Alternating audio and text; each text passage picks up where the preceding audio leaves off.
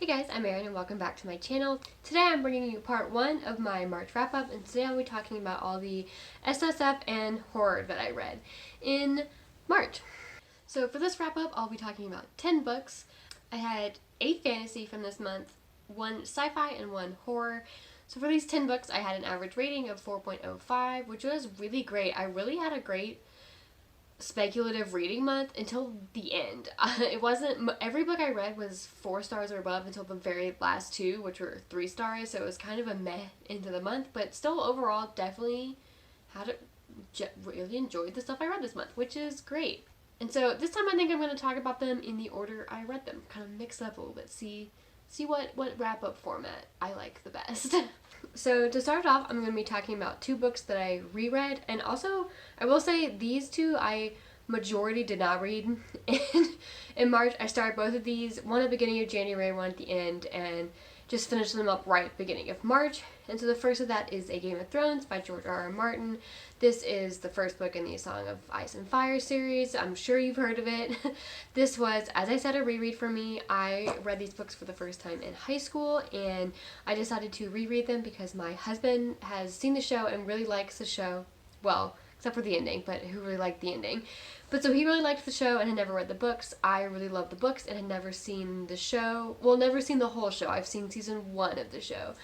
And so whenever we try to talk about it, we would have this problem of, at some point, I know the show starts deviating from the books, and at some point, goes past where the books are. So we'd have that problem, and it had been a while since I read them anyway, so we would never get very far in these discussions we wanted to have, so he decided he wanted to read them. I thought I would reread them to refresh my mind so that we could talk about them together.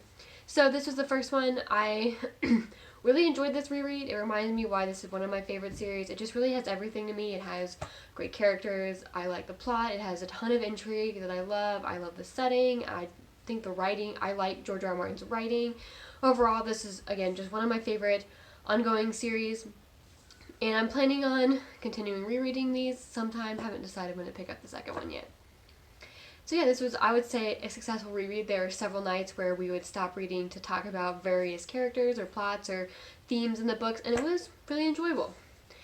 The second book I reread was The Great Hunt by Robert Jordan. This is the second book in the Wheel of Time series, and I read these again for the first time in high school, and I've been rereading started rereading Wheel of Time last year because I never finished it the first time, and I decided to pause Wheel of Time while I was in college just because they're so long and dense that when I tried to read one, it just took me forever to get through it. And if it takes me a long time to get through a book when I'm not purposefully slowing myself down, example being with Game of Thrones, I purposely read slower because I read way faster than my husband, so I didn't want to just finish it weeks before he did. But if I'm not purposefully slowing myself down on a book, if I take too long to read it, I get frustrated that I haven't finished it.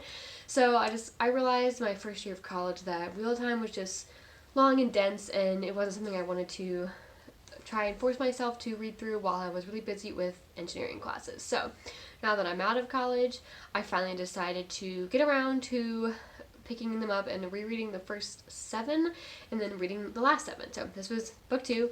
I didn't like it as much as I remembered liking it the first time. I believe my original rating in Goodreads from high school was a 5-star, and I would have given this one a 4-star at most this time.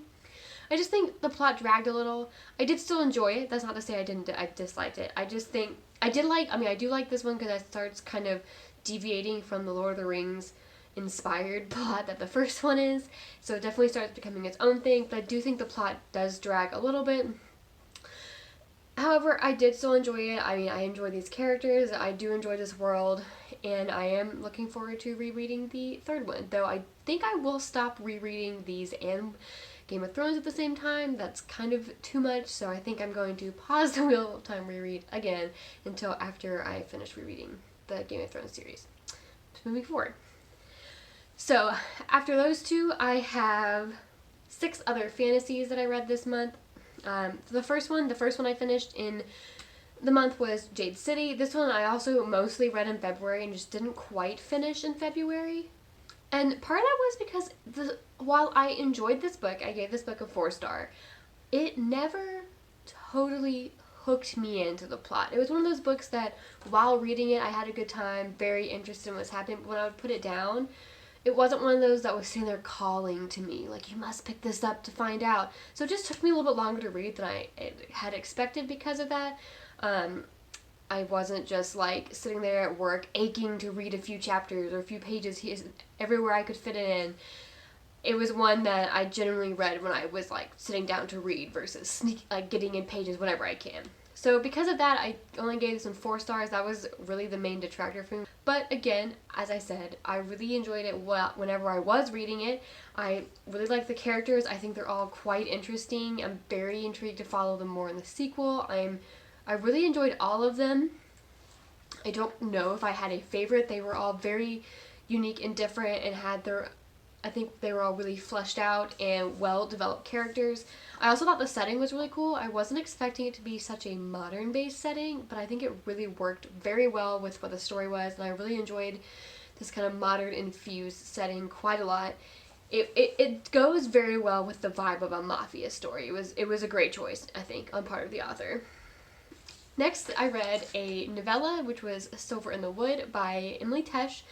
So Silver in the Wood is this novella about a mystical, mythical, wild man named Tobias who lives in the Green Hollow Wood, and he has this kind of magical connection to the wood, and he has this kind of dark past that he's trying to forget about, and he encounters Henry Silver, who is the new owner of the Green Hollow Hall, the kind of manor house that's next to this wood, and Henry is this kind of perky academic nerd who kind of forces himself into a friendship with Tobias, and this novella follows the unfolding of their relationship, as well as there's some other plot going on with this backstory of Tobias that we don't really know about at the beginning.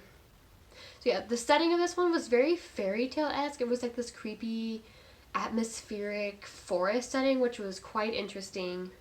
I thought the romance was pretty cute, and I really wish we had seen more of Mrs. Silver because she was a hoot, and I hope we see her more in the sequel. So yeah, this one I gave 4 stars. It was good. The next book I read, I spent way too much time pondering whether I should talk about it in this wrap-up or in my non-SSF wrap-up as part of my historical reads for the month, and that was The Song of Achilles by Madeline Miller. I settled on this one because usually mythology-inspired books automatically kind of clock in my mind as fantasy first, but for whatever reasons, The Song of Achilles specifically felt like I wanted, in my mind, was like making it seem more like a historical, and I think it's because it was centered around like the retelling of this war more so than like focusing on the gods and their powers. But I did decide to put it in this wrap up.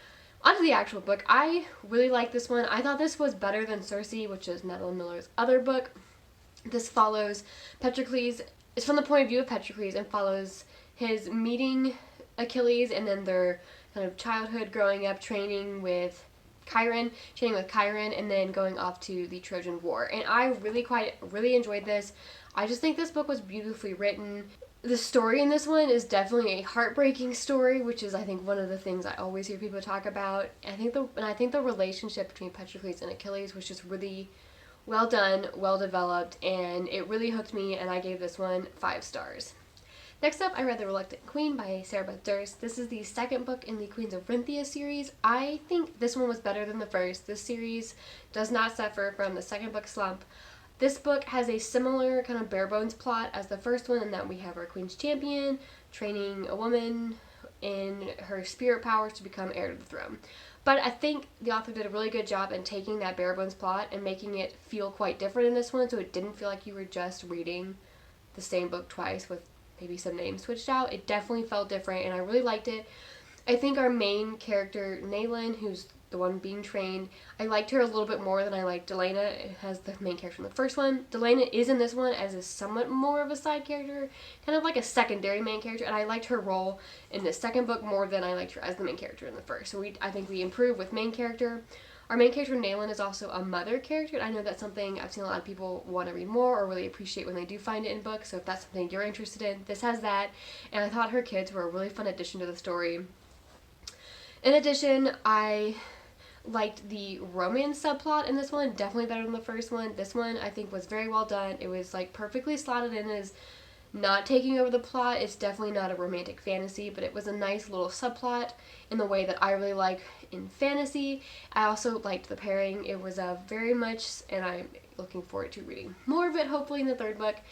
I will say I did miss the woodsy setting in this one a little bit. In this one took place more in one spot, whereas in the first one you were traveling around the woods a lot more, so I did miss that a lot. And I think this one had a little bit of a slow beginning, but once it got going, it really did get going, and I really liked this one. I thought the plot was very fast paced after that first little slow part, and definitely had hooked me, and I'm very excited to pick up the third one. I definitely recommend this series based on the first two if you're looking. Next, I read another novella, which is rare for me to read 2 novellas in 1 month, but I read The Empress of Salt and Fortune by Nghi. This was an interesting little novella. It was about a cleric who had traveled to this cabin to kind of catalog what it was. Like, the clerics all are like keepers of information. They take records of events and things and people and everything. So the cleric had gone to this cabin to kind of take record of what it was, because it was formerly the Empress's cabin when she was exiled. And when she gets there, she meets Rabbit, who is a handmaiden from this Empress. And so the book is told in a vignette style of Rabbit telling the cleric about stories about this Empress. And so given that it was a vignette style, I liked it more than I would have expected. I did not know going into it was a vignette style.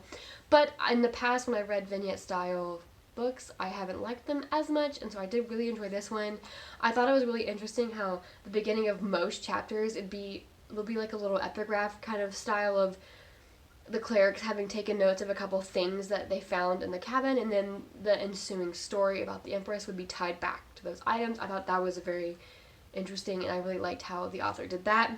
It only really kind of touched on the world building, so I definitely wish we'd had just a little bit more world building, like maybe a chapter's worth more. The way the vignettes were told kind of definitely kept distance between you and the Empress's story, so I never felt super invested in the Empress's story itself, but I did still very much enjoy it, and it has gotten me interested in reading the other book in the series, which I think is more of a companion following the same cleric versus a direct sequel. The last fantasy I read in the month was Gods of Jade and Shadow by Sylvia Moreno-Garcia. And this one was my least favorite fantasy of the month. I had such a great reading month with my SFF, and then I kind of ended on a meh note. And so this one, this is about a girl named Cassiopeia who opens this chest in her grandfather's room that unleashes the trapped god of death, and she has to help him regain these missing pieces of him, like his finger and his ear and his eye, so that he can challenge his brother to get his throne back, because his brother usurped him from the throne and then trapped him in this chest. And it's a quest style novel where they're going looking for these pieces of his body so that he can regain his powers. And I thought it was good. I did like it, but I didn't love it, and I definitely liked it less than I had hoped I would. I think part of it was this omniscient kind of almost fairy tale style of writing the author used to tell her story. It just kept me a little bit too distant from the characters and the story to really feel overly connected with them, and so I just never fully got invested in the story. I know that omniscient style was a very specific choice on her part. I've seen an author's note where she mentions that, and I think it's one of those things that will just work for you, it won't. And for me, it just kept me at a distance, I felt, from the characters and the story.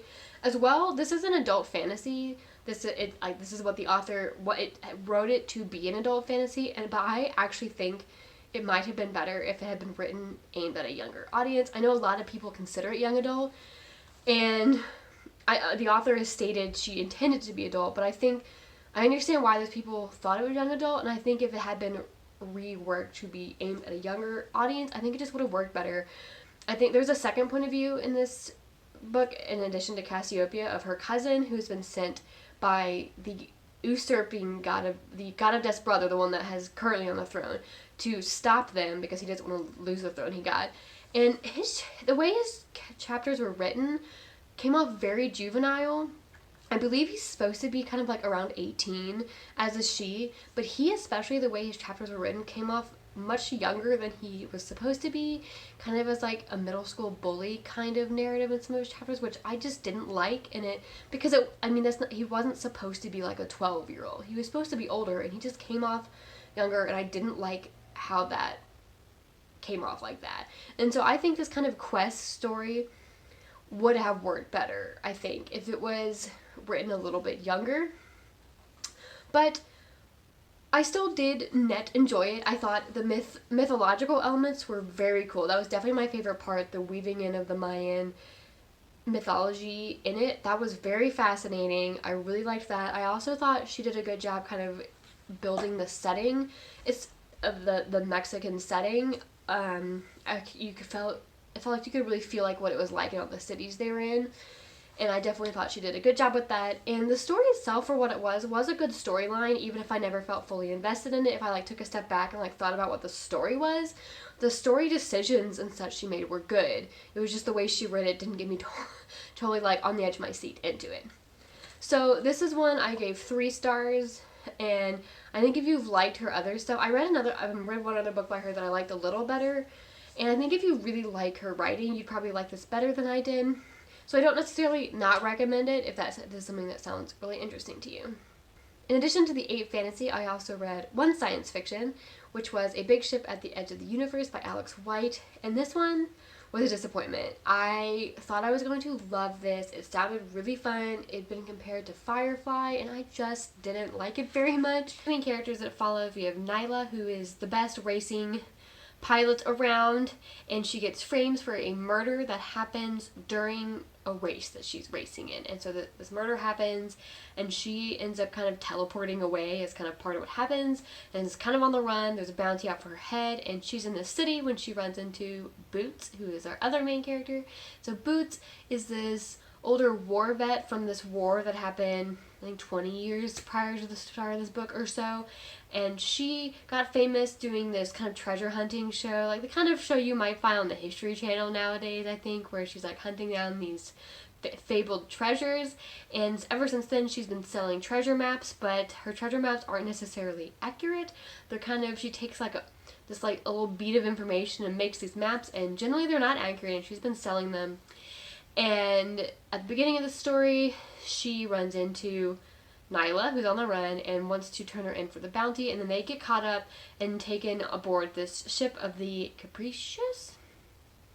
And because the captain is mad at Boots for giving him a bad map, and so they get caught up with the crew of this ship, and this ship ends up heading off on this adventure to find this fabled huge warship that was lost to the universe after the war, as well as they are on the run from some nefarious villains, including those who are kind of after Nyla, for the ones who are framing her for the murder. It was another one that something about the writing, I just didn't feel like I ever really got pulled into the story. The author never really got me to care very much about the characters or the story. The story was very action heavy, and it was too action heavy for my preference. I think high action science fiction just isn't something I really love reading. It's something I much prefer watching in TV or movies. So for what it is, I think it was fine if you're really into high action science fiction. I think you'd probably like this way more than I did. It was just too many action scenes for me because I don't love reading sci-fi action scenes. In addition, the characters, there's 2 main characters whose point of views we were in, and I just didn't like one of them. I didn't like Nyla, who is the race car driver. I just found her annoying and kind of obnoxious, and I did not like being in her point of view at all. So that didn't help. The other characters, I never felt super attached to them. Like, I at no point in the book was like, yes, so-and-so's the greatest. But I did like them, and I was very intrigued by most of them, and was interested to kind of learn more about who they were and their stories. But because I never felt super attached, and since the book was like half action scenes, I think the action scenes also lost a little bit of impact because I just never felt super afraid for what was going to happen to my favorite character kind of thing. And so for those reasons, I didn't like those things about it, which were pretty big things, but I did like some things about it. I thought the treasure hunt aspect of the plot was really interesting. I wish it had leaned way more into the treasure hunt side. Instead, it was kind of this dual plot of this treasure hunt after this lost ship. In addition, they were being chased by this villain, and I think I wanted it just to be the treasure hunt side, because the villain side was connected to the treasure hunt in the end, but I just didn't enjoy the villain. I don't know, it was just the way the villain was written just never really landed with me. It felt kind of silly, like it felt like they were just swooping in for these fight scenes and then swooping out again, and I just couldn't quite get behind the villain either, and so I wish it had leaned more into just the treasure hunt side. So this was also kind of verging on a kind of in the middle, like a sci-fantasy book, because there was a big magic system, and the magic was like a mix with technology, and it was a big part of the book, and I thought that was really interesting. Something definitely unique. I hadn't read it before. I really liked that. Also, a minor part, I really liked the space racing. The book opens with a scene with the race car driver character in a race, and I love Formula One racing. This space racing felt very much based on Formula One, so I really liked it. I mean, pod racing is probably one of my favorite scenes in the whole Star Wars franchise, so that really appealed to me. I would have read way more. I would have read a whole book in this universe just focused on this space racing league, because I loved it. So there was definitely good things about this. And again, this is one of those, I think, this high action sci-fi just isn't totally my type of sci-fi. As I think I mentioned in the past video, I've been trying to figure out exactly what kind of sci-fi I enjoy reading, because it's one I have much narrower preferences for, I think, than in fantasy. So if you're super into just high action sci-fi, I think you would like this more than I did. And so, in addition, I also read one horror book this month, which is definitely a rare genre for me, and that was When No One Was Watching by Alyssa Cole. I think this was marketed, or many people popularized it as a thriller, but I really thought it was more of kind of a horror thriller than a true thriller. In my somewhat uneducated opinion, as I haven't read that many thrillers, so I'm not super up on the genre, but that's just my opinion. I thought it felt much more like what I would call a horror than a thriller, because really the emotion this book evoked was one of horror, and I think that's the point of horrors, is evoking that emotional response, whereas thrillers, in my opinion, are more about following, like, thrillers are more about what the plot does versus your emotional response to it. But that's just my opinion on the difference between those, and so I thought this was more of a horror. And so this is a gentrification horror about a neighborhood in, I believe it was Brooklyn. It was definitely New York City. I think it was in Brooklyn. And it's this historically black neighborhood that is starting to be gentrified, and we have a lot of white couples moving in. And this is certainly a setup that I really never really thought about in my life, and so it was very interesting. We kind of follow this main character, Sydney, who's been living there all her life. Her mother lives there. She grew up in this neighborhood, and watching through her eyes as her neighborhood changes in ways that are chillingly real and horrifying. Just the things that are said to her in this neighborhood with these new people, kind of the mysterious ways where, like, the neighborhood